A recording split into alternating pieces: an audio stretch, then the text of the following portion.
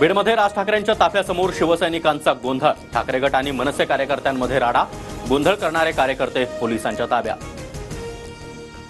ठाकरे गटाच्या कार्यकर्त्यांकडून सुपारीखोर चले जावच्या घोषणा. राज ठाकरेंच्या ताफ्यासमोर ठाकरे गटाच्या कार्यकर्त्यांनी लाल सुपाऱ्या फेकल्या. सुरुवात तुम्ही केली, आता शेवट आम्ही करणार. ठाकरे गटाच्या राड्यानंतर मनसेच्या संदीप देशपांडेंचा इशारा. येत्या 17 तारखेला लाडकी बहीण योजनेचे 3,000 मिळणार. लाडकी बहीण योजनेबाबत अजित पवार यांची मोठी घोषणा. अजित पवारांच्या गुलाबी कॅम्पेनवरून ट्विटरवर गुलाबी जॅकेट घालून वाल्याचा वाल्मिकी होत नाही. अंजली दमानी यांची टीका.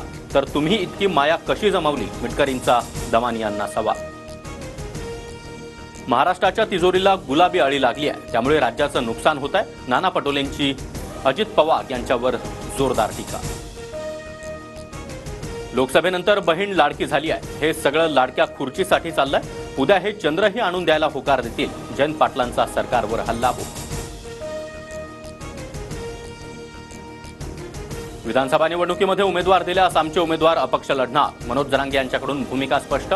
29 ऑगस्टच्या बैठकीत निर्णय होणार. दाढी वाढवून कुणी छत्रपती होत नाही, तसे गुण असावे लागतात.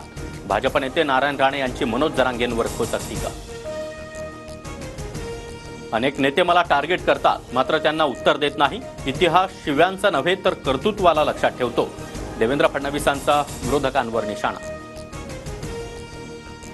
महाविकास आघाडीमध्ये मुख्यमंत्री पदाच्या चेहऱ्यावरून घमासान. ठाकरे गट आणि काँग्रेसमध्ये मतभेद.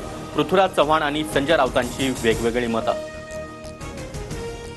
सत्ता आल्यास सरकार स्थिर ठेवण्यासाठी ज्यांचे आमदार जास्त त्यांचा मुख्यमंत्री. महाविकास आघाडीच्या मुख्यमंत्री पदाच्या चेहऱ्यावर पृथ्वीराज चव्हाण यांचं वक्तव्य.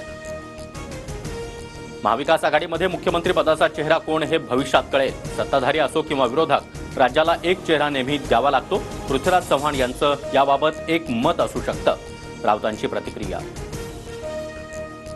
महाविकास आघाडीचा विधानसभा निवडणूक प्रचाराचा प्लॅन ठरला. उद्यापासून काँग्रेस नेत्यांचा मराठवाडा आणि विदर्भ दौरा, तर 16 ऑगस्टला महाविकास आघाडीच्या प्रमुख पदाधिकाऱ्यांचा मुंबईत मेळावा.